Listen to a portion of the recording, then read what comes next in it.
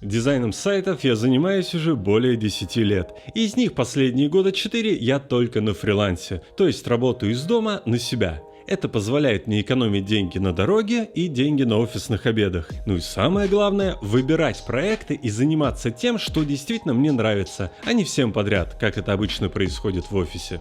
Основная моя специализация — это дизайн промо-сайтов, и в этом видео я расскажу, как на нас, на дизайнерах, заказчики пытаются сэкономить. И несмотря на то, что промо-сайты — это достаточно узкая тема, этот подвох распространяется на все сферы дизайна. Просто я расскажу о нем на своем примере.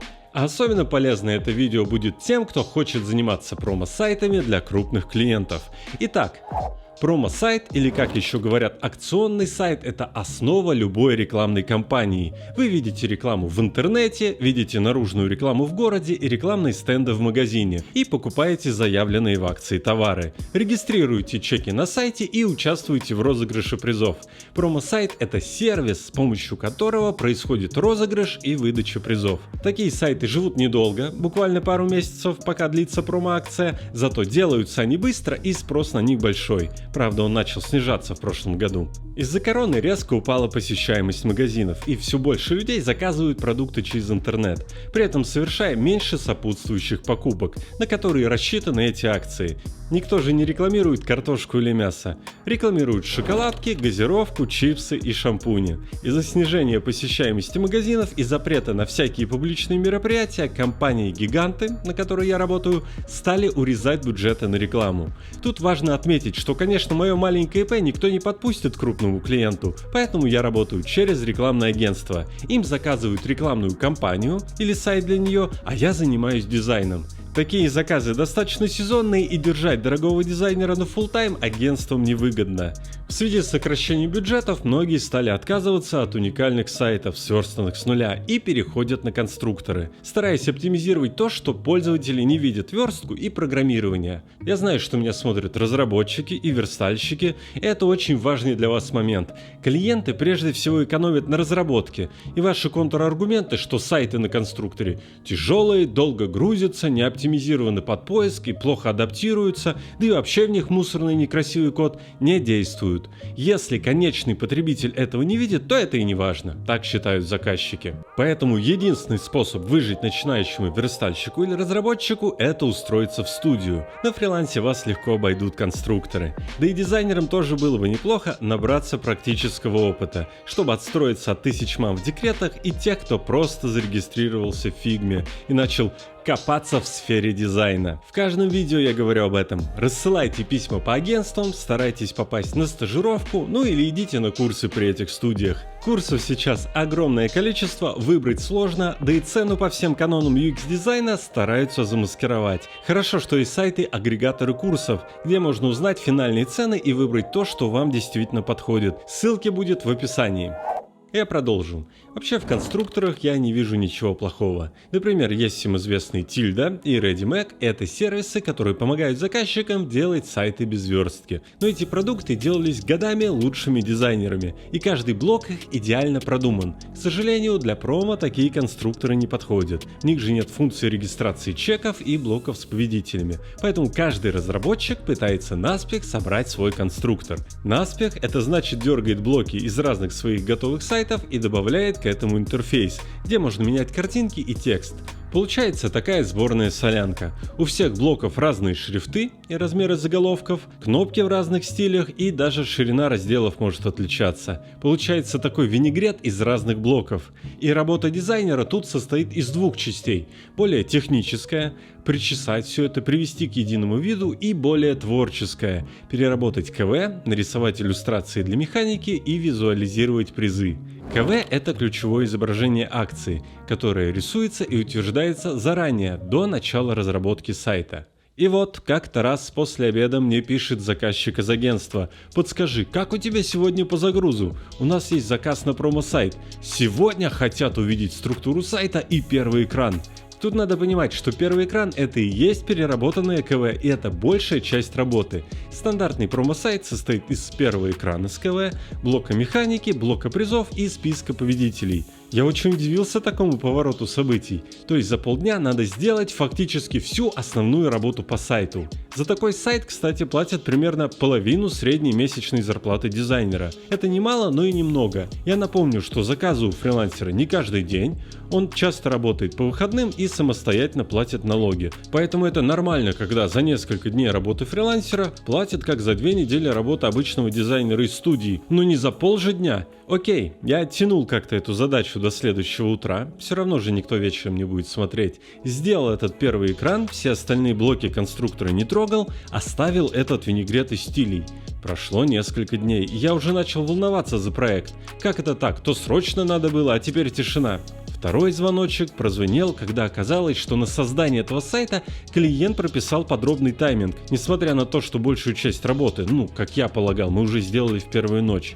Там было примерно так: неделя на дизайн первого экрана, пара дней на правки, потом еще несколько дней на следующие экраны, опять пара дней на правки. И вот так очень подробно на месяц вперед. Я удивился, ведь обычно все заказы по шаблону срочные, буквально на пару дней. Дизайнеру дают КВ, и он рисует максимально интересно, но в строгих рамках конструктора, выделяя все его преимущества и нивелируя недостатки. Клиент же захотел утверждать все по частям, и это показалось мне очень странным. Вообще, утверждать сайт по частям – это очень плохая идея. Клиент смотрит на результат работы дизайнера глазами, не думая о каких-то условностях и ограничениях. Например, вам не дали финальный текст, и вы используете стандартный текст для замены. Или вас попросили оставить какие-то заглушки вместо иллюстраций. Понятно, что и текст допишется, и иллюстрации будут, но прямо сейчас это портит общее впечатление от дизайна. И клиент может подумать, что некрасиво не из-за того, что тут вместо текста рыба, а вместо иллюстрации заглушки, а потому что шрифт не тот, или цвет, или подвигать надо. Когда делают серьезные большие сайты, никто не смешивает прототип и дизайн. Если на первом этапе задача стоит сделать только прототип, то для него обычно используют специальный страшный UI-кит, где все кривое, как будто нарисованное от руки, и текст Comic Sans. Это нужно для того, чтобы у клиента даже мысли не возникало, как это связывать с будущим дизайном, а весь фокус был на функционале. Либо вы рисуете такой черно-белый скетч, либо финальную работу, других вариантов нет. Крупные студии, у которых есть свободные дизайнеры, рисуют сразу конечный результат, добавляют туда видео и анимацию, на которую впоследствии может и не хватить бюджета, но зато производят впечатление на первоначальном утверждении дизайна. Лучше сразу показать финально, чтобы не тонуть в мелких правочках. А в этой задаче все было как-то странно. Сделайте только первый экран, а дальше оставьте блоки конструктора.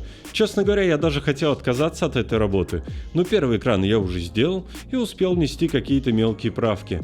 Поменял местами пункты меню, подкрасил, подвигал, поменял пару раз текст и уже смирился с тем, что это не нормальная работа, где ставят задачу, а мы ее выполняем наилучшим образом, а так, где клиент стоит за спиной дизайнера и управляет им. Типа я бы и сам все сделал, просто программами не владею. Ну ладно, платят же, тем более все идет к финалу. Осталось причесать второстепенные блоки конструктора и получить деньги. Но внезапно в пятницу в обед мне пишут из агентства: «Вадим, во вложении новый бриф, нужно по нему собрать сайт. Подскажи по срокам, будет ли готово в понедельник?»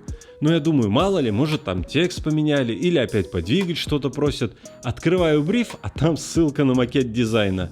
Клиент сам нарисовал дизайн, представляете? Естественно, без учета ограничений конструктора. То есть сделать это в рамках конструктора невозможно. Можно только сверстать сайт с нуля, и на это есть выходные. Но я же дизайнер, я не занимаюсь версткой. И, естественно, мой вопрос был: а чем я могу помочь? Время потрачено, большая часть работы по дизайну выполнена, и вдруг такой поворот. Менеджер говорит: давай отрисуем все хотелки клиента, но в рамках нашего конструктора. А как ты это сделаешь, если там весь дизайн уникальный? Получается, с одной стороны макеты, утвержденные клиентом, а с другой конструктор, на котором их невозможно сделать. А посередине я, дизайнер. Конечно, я подумал, что менеджер из агентства все перепутал и продал клиенту сайт на конструкторе под видом уникального. Но оказалось, что все сложнее. У нас в дизайне между заказчиком акции, который непосредственно производит продукт, и конечным исполнителем может быть множество звеньев. Заказчик выбирает креативное агентство, которое как раз и придумывает этот КВ и основной слоган акции. Дальше агентство ищет подрядчиков на создание сайта и находит подешевле тех, кто делает на конструкторе. Ну кризис же, но забывает об этом сказать своему заказчику. Заказчик думает, что может вносить абсолютно любые комменты, за все же заплачено. И комменты просто идут по цепочке. Заказчик захотел подвигать, креативное агентство передает это тем, кто разрабатывает сайт, а не мне. Вадик, сделай все хотелки клиента, но в рамках конструктора. Для меня эта история закончилась хорошо. В итоге я еще недельку подвигал все элементы, а агентства в этой цепочке нашли какие-то внутренние ресурсы, чтобы нанять верстальщиков. Если у вас были похожие истории, обязательно пишите в комментариях, это же очень интересно, давайте делиться опытом. Ну и спасибо, что досмотрели это видео до конца, подписывайтесь, и мы с вами увидимся совсем скоро в новом видео. Пока-пока!